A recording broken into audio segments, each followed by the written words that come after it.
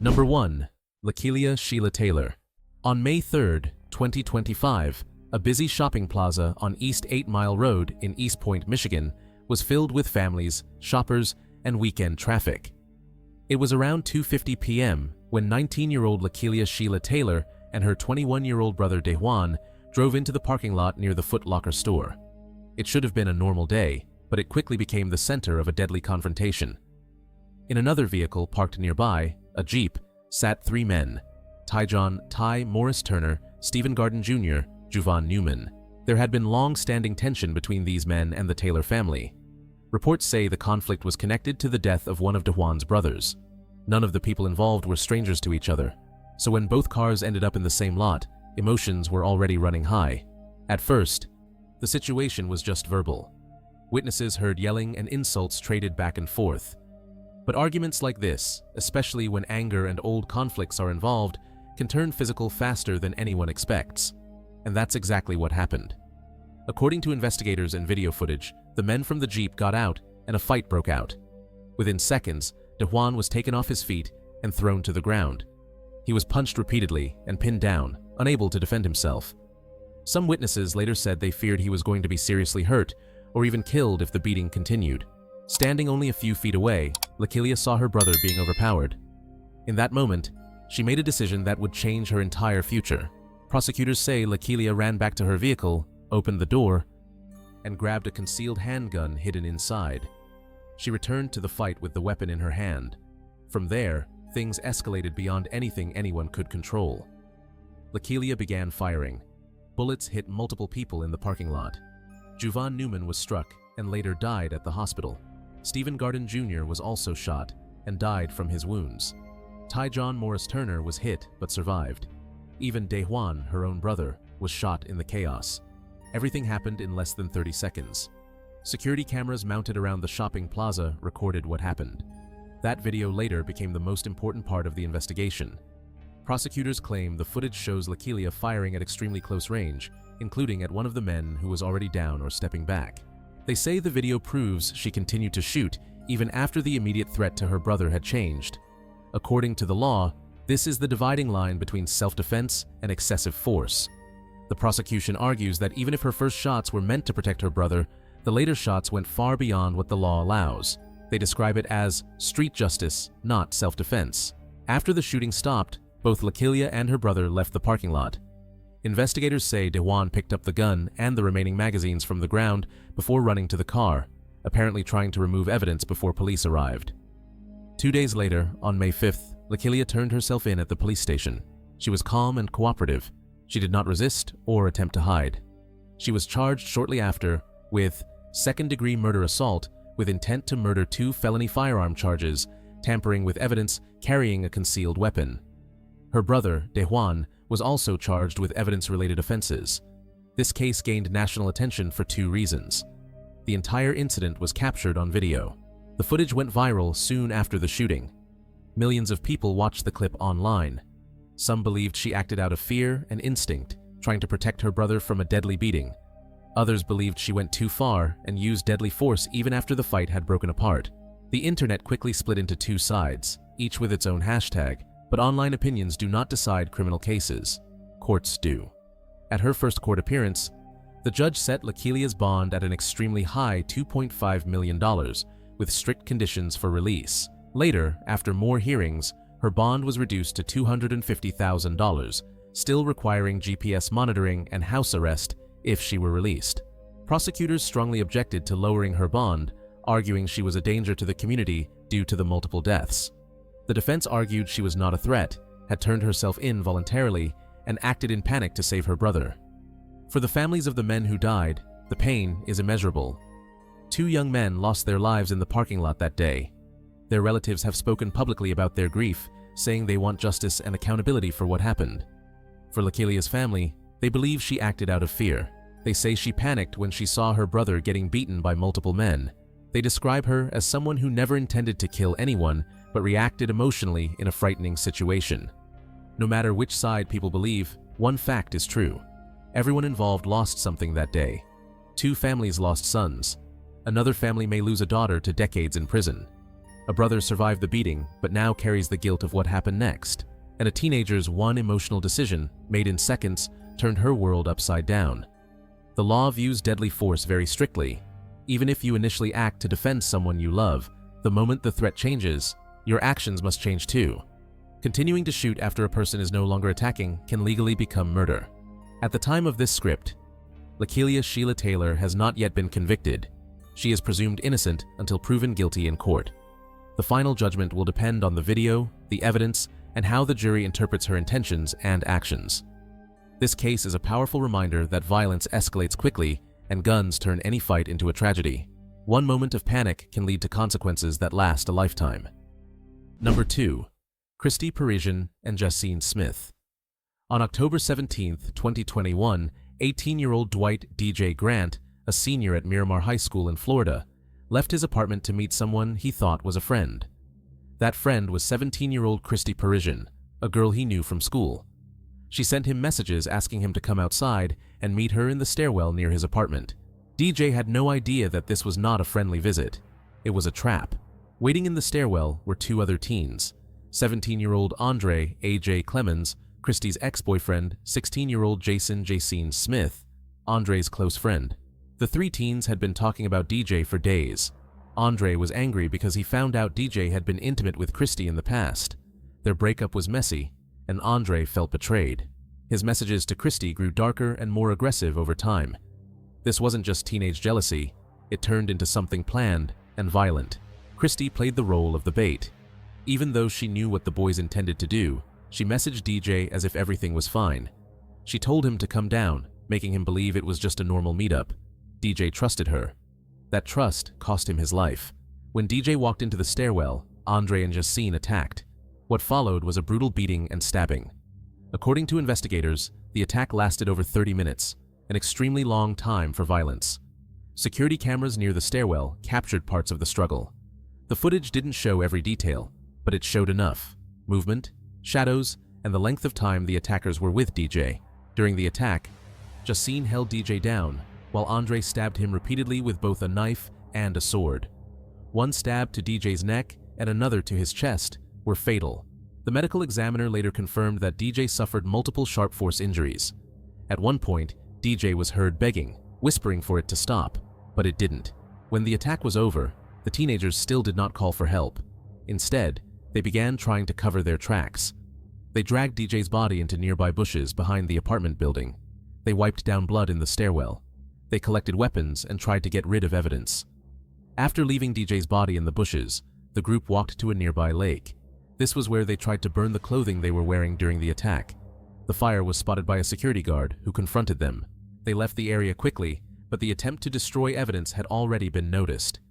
2 days later, DJ's body was discovered by police officers responding to a missing person report filed by his family. The sight was heartbreaking. DJ was not just a victim. He was someone who trusted the people who hurt him. Once the body was found, the investigation moved fast. Detectives pulled phone records, social media messages, and surveillance video. The evidence painted a clear picture. This was not a sudden fight. It was not an accident. It was a planned killing, led by Andre, assisted by Jaslyn, and set into motion by Christie. The messages between Christie and Andre became the strongest evidence of premeditation. In their texts, Andre complained about DJ. He wrote, "We have plans for him. Get used to him not being here anymore." Christie replied with hesitation at first. One message said, "I would help you, but becoming a murderer isn't what's needed." But the next days showed she didn't back out. She continued communicating with Andre. By the day of the attack, she was fully involved. She knew the plan. She knew DJ would be harmed, yet she still lured him outside. When investigators interviewed the teens, their stories fell apart. They blamed each other, but the messages, the video, and the physical evidence were too strong. All three were arrested and charged with first-degree murder, conspiracy to commit murder, tampering with evidence. Because the attack was so violent and so planned, prosecutors charged all three as adults, even though Christie and Jaslyn were minors. For nearly 3 years, the case moved through the legal system. The teens sat in jail while their attorneys prepared defenses. It was clear that the evidence against them was overwhelming. Then, in August 2024, Christie and Jaslyn accepted plea deals. On August 29, 2024, they stood before a Broward County judge and pleaded guilty to second-degree murder, conspiracy, and evidence tampering. They were both sentenced to 25 years in prison, followed by 10 years of probation. Andre later pleaded guilty and received a 40-year prison sentence. Courtroom reporters described the scene as emotional and devastating. DJ's mother, Malene Emile, held a framed photo of her son and cried as she spoke. She said she would never again hear DJ tell her he loved her. She would never see him graduate, never see him start a family. DJ had dreams, goals, and a future. All of that ended in a stairwell. His aunt also spoke, saying the family had been robbed of decades of memories. She described DJ as a bright, hard-working teen who deserved better than the betrayal that took his life. Even the judge was emotional. He said the case would haunt him forever, not only because of the brutality, but because the killers were just teenagers, making grown-up choices with grown-up consequences. Christie and Jaslyn stood silent throughout sentencing. They wore tan jail uniforms and were shackled at the wrists. Neither girl apologized or made a statement. Their expressions remained blank. They were 16 and 17 when the plan began. They will be middle-aged women if they ever walk free again. This case shows that jealousy can turn deadly when left unchecked. Secret conversations and threats should always be taken seriously. You don't need to hold a weapon to be guilty of murder. Helping plan the attack can carry the same punishment. Staying silent when someone talks about harming someone else can cost a life. For DJ's family, nothing can erase what happened. For Christie, Jaslyn, and Andre, their teenage years turned into prison years, all because of a plan built on anger and betrayal. Number 3. Britnee Angelique Miller. On the night of March 24, 2010, 19-year-old Adriana Zimmerman walked into what she believed was a chance to reconnect with an old friend. She didn't know she was walking into a trap. At the center of this trap was 16-year-old Britnee Miller, a girl she once lived near, talked with, and trusted. Both teenagers lived in a mobile home community in Escambia County, Florida. They had been close at one point, but their relationship began to fall apart. People close to them later said the friendship soured mostly because of jealousy, particularly over a boy both girls had interacted with. What started as teenage drama slowly grew into resentment and anger. By March 2010, that resentment had turned into something much darker. That night, Adriana thought she and Britnee were finally making peace. Britnee invited her over to a trailer home to talk things out. It sounded simple, it sounded safe, but behind that invitation was a deadly plan. Inside the trailer, waiting with Britnee, were two adults. Tina Brown, Britnee's mother, Heather Lee, their neighbor. All three were part of the plan. The moment Adriana entered the trailer, the attack began. The first blow came from Tina Brown. According to investigators, Tina used a stun gun to shock Adriana, knocking her to the ground as she screamed in pain. Britnee then struck Adriana in the face. Heather stuffed a sock in her mouth to silence her cries. Together, they restrained her, dragging her frightened and confused into the bathroom of the trailer. At this point, Adriana was terrified and outnumbered. She was begging for help, but her voice was muffled by the gag. She was trapped. The three attackers then forced Adriana into the trunk of a car. They slammed it shut and drove her away from the neighborhood. The ride must have been terrifying. Adriana was alive, injured, and helpless, not knowing where she was being taken or why this was happening. Their destination was a wooded area off a dirt road, isolated and dark, far away from any help. When they opened the trunk, Adriana tried to run. She fought for her life. But the three women caught her, dragged her back, and continued the assault. Britnee beat her with a metal crowbar. Tina shocked her again with the stun gun. Adriana was already weak and severely injured, but the worst part was still coming. According to court records, Tina Brown poured gasoline over Adriana's body while she was still alive. Then they set her on fire. It is one of the most horrific details in any Florida murder case involving a teen. Adriana, on fire, fought again to survive.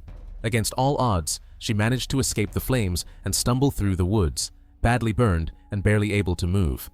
Her body was almost entirely covered in burns. Bones were broken. Her jaw was shattered. She could barely speak, but she did something extraordinary. She reached a nearby house and begged for help. The homeowner immediately called 911. Paramedics arrived and found Adriana clinging to life. She was conscious and able to tell rescuers the names of the people who attacked her. Those few words became the heart of the investigation. Adriana survived for 16 days in the hospital before dying from her injuries. Her final statements, combined with physical evidence, made sure her killers could not escape responsibility. Once police learned the names, the case moved quickly. Investigators found overwhelming evidence: a blood-covered crowbar with Audriana's DNA, a pair of white shoes left at the scene tied to Britnee Tina Brown's fingerprints on the stun gun. The car had been cleaned with hand sanitizer, but blood traces remained. The burned clearing showed signs of gasoline and footprints. Heather Lee eventually confessed and told the story in detail. The evidence left no room for excuses. Britnee Miller was arrested and charged with first-degree murder, kidnapping, aggravated battery, tampering with evidence. Even though she was only 16 years old, the brutality of the crime and the level of planning led prosecutors to charge her as an adult. In 2013, Britnee pleaded guilty to first-degree murder and kidnapping. She was sentenced to life in prison without the possibility of parole, one of the harshest punishments ever given to a teenage girl in Florida. Her mother, Tina Brown, was also sentenced to life in prison. Heather Lee received a lighter sentence after cooperating with investigators, but she still faced decades behind bars. Years later, the laws changed. The U.S. Supreme Court ruled that minors cannot automatically receive life without parole. Because Britnee was a juvenile at the time of the murder, she was granted a resentencing hearing. In 2017, a judge changed her punishment to life with the possibility of review after 15 years. This does not guarantee release. It only gives her the right to appear before a judge to show whether she has changed or not. In court, Britnee broke down crying and apologized. She said, "I'm sorry I took part in this horrible crime. I take full responsibility." Her attorney argued that Britnee had grown up in an abusive home, desperately seeking her mother's approval, but prosecutors reminded the court that the attack was not an accident, not a moment of panic, and not an emotional outburst. It was planned, discussed, and carried out step by step. Before the attack, Britnee had sent a message to a friend saying, "We're fixing to kill Audriana. Don't tell anyone." It showed clear premeditation, reflections, and warnings. The case of Britnee Miller reveals several important lessons. Jealousy can become deadly when combined with a lack of guidance and emotional control. Teenagers can be influenced by unhealthy family dynamics, especially when parents encourage or participate in violence. When someone says they plan to harm someone else, it should always be taken seriously. Silence is dangerous. A simple warning from a friend or bystander could save a life. Audriana Zimmerman's last act was one of extraordinary strength. She used her final hours to identify her attackers so they could never do this to anyone else. Her courage ensured justice. Britnee Miller, once a teenage girl who should have been building her future, is now serving a life sentence. Her case is a reminder that one violent decision, driven by anger and pressure, can destroy multiple lives. Number 4. Teah Wimberly. On the morning of November 12, 2008, students at Dillard High School in Fort Lauderdale, Florida, filled the hallways between classes. It was a normal school day, bright lights, loud conversations, and the typical rush to get to second period. Among the students walking those halls was 15-year-old Teah Wimberly. She was a quiet, emotional, and troubled teenager who carried a secret she believed was too heavy to bear. Hidden under her clothing that morning was a small .22 caliber handgun. A few feet away in the same hallway was 15-year-old Amanda Collette, Teah's longtime friend, and the person Teah had complicated feelings for. The two girls had known each other since elementary school. They were close for years, sharing classes, jokes, and secrets. But as they grew older, their friendship changed. Teah started having romantic feelings for Amanda, feelings that Amanda did not return. This created tension between them. They argued more often, and their friendship slowly fell apart. Teah felt rejected, heartbroken, and alone. She believed she had lost the one person who understood her. In the weeks leading up to the shooting, Teah showed clear signs of emotional distress. Investigators later learned she had been cutting herself, struggling with depression, and dealing with confusion about her identity. She believed she and Amanda were in a relationship, even though Amanda did not feel the same way. These mixed emotions built up inside Teah, creating a dangerous combination of heartbreak and anger. On the morning of the shooting, Teah made a decision. She took the gun, placed it in her backpack, and walked into school with it.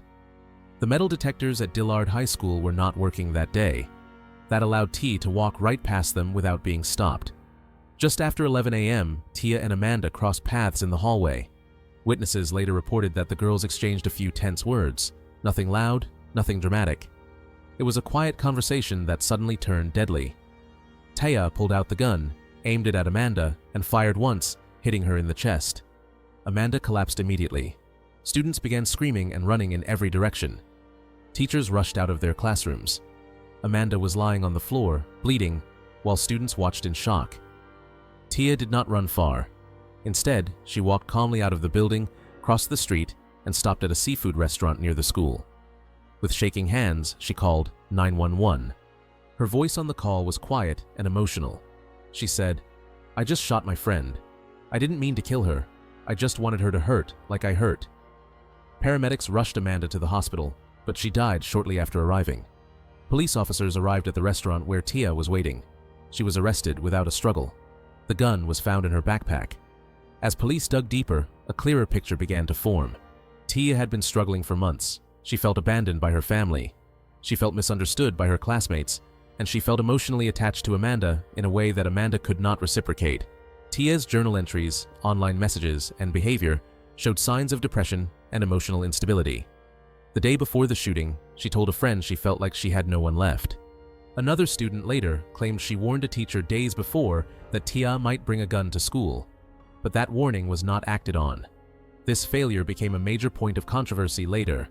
The question people asked was simple: could this tragedy have been prevented? The court case Teah Wimberly was charged as an adult with first-degree murder, possession of a weapon on school property. Her defense attorneys argued that she needed mental health treatment, not a long prison sentence. They described Teah as a troubled, hurting child who made a tragic and emotional mistake. Prosecutors, however, argued that Teah brought a loaded gun to school with intention. They said she knew what she was doing and that Amanda's death was the result of a deliberate, planned act. The courtroom was filled with emotional testimonies. Amanda's family described her as a sweet, caring girl who loved dance and dreamed of becoming a nurse. They said they would never recover from losing their daughter. Teah also addressed the court. Through tears, she apologized and said she wished she could take everything back. Despite her emotional state, the judge had to consider the law. In March 2010, a Broward County judge sentenced Teah to 25 years in prison, 5 years of probation. She was just 17 years old at the time of sentencing. Amanda's parents later filed a lawsuit against the school district, arguing that schools must act on warning signs and protect students. The school district eventually settled the case for $525,000. Teah's case is not only a tragedy, it is a warning. Here are the key lessons this story teaches. 1. Emotional pain in teenagers should never be ignored. What seems like teen drama can sometimes be a sign of deeper mental health struggles. 2. Warning signs matter. Teah showed clear signs she was struggling. Someone even warned a teacher about a potential threat. When red flags are ignored, tragedies can happen. 3. Schools must take safety seriously. Metal detectors that do not work defeat the entire purpose of having them. 4. Love, jealousy, and rejection can be overwhelming for teens. But violence is never the answer. Emotional pain cannot be solved with harm. 5. When someone talks about hurting themselves or others, speak up. It could save a life. Teah is still serving her sentence in a Florida prison. She will be in her late 30s when she becomes eligible for release. Her case remains one of Florida's most heartbreaking school tragedies, not because it happened in a dark alley or a dangerous neighborhood, but because it happened in a place where young people should feel protected. Amanda lost her life. Teah lost her freedom. 2 families lost their daughters, all because of unaddressed emotional pain and a single gun brought into a school hallway. Number 5. Paula Cooper. In May of 1985, 15-year-old Paula Cooper and 3 other teenage girls walked up to the home of 77-year-old Ruth Pelka, a kind elderly woman in Gary, Indiana.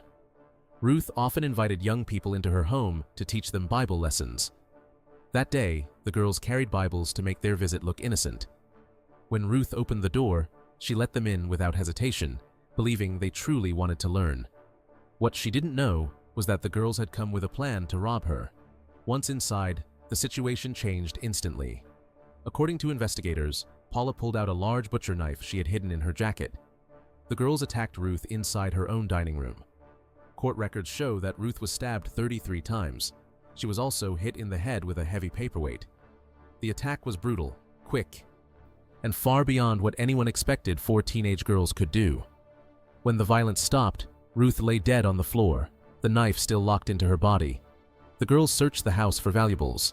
They left with only $10, some jewelry, and Ruth's car keys. They then took her car and drove off, leaving behind a horrifying scene.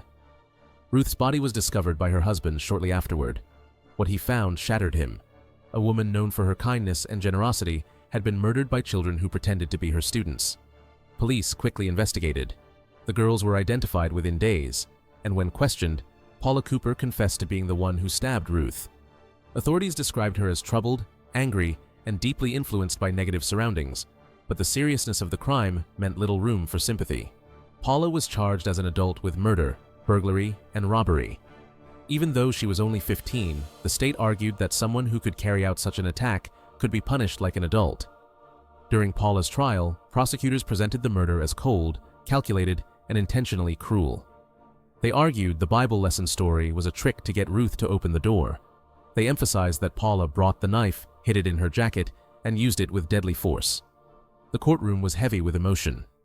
Ruth's family sat through the painful details of how she was killed. Paula's defense team spoke about her troubled childhood, violence she had witnessed growing up, and her lack of support. But none of it changed the fact that Ruth was dead, and Paula admitted to causing it. In July 1986, something happened that stunned the entire country. Paula Cooper, still only 16 years old, was sentenced to death in the electric chair. She became the youngest person in America on death row at the time. Her sentence led to immediate shock and outrage not only across the United States, but around the world. Many people believed Paula's crime was horrific and deserved severe punishment. At the same time, a huge number of people argued that executing a minor was morally wrong and legally problematic. The case spread through newspapers, TV stations, and human rights organizations. Protests began forming outside U.S. embassies overseas. Child protection groups gathered signatures calling for mercy. Amnesty International publicly condemned the death sentence. The strongest voice came from someone unexpected: Pope John Paul II, one of the most influential religious leaders in the world. He personally appealed to the governor of Indiana asking for mercy on Paula's life. Over 2 million people signed petitions asking for her sentence to be changed. The world was watching. Because of this massive pressure, the Indiana Supreme Court reviewed the case. In 1988, they ruled that Paula's death sentence was too harsh for a juvenile offender. Her punishment was changed from death to a 60-year prison sentence. This decision became part of a larger national discussion about whether the death penalty should ever apply to anyone under 18. Paula's case helped contribute to the United States Supreme Court eventually banning the execution of minors entirely in 2005. After her sentence was reduced, Paula Cooper began trying to rebuild her life behind bars. She earned her high school diploma, took college courses, completed counseling programs, and worked jobs inside the prison. Corrections officers described her as respectful and cooperative. Over the years, she came to understand the depth of the harm she caused.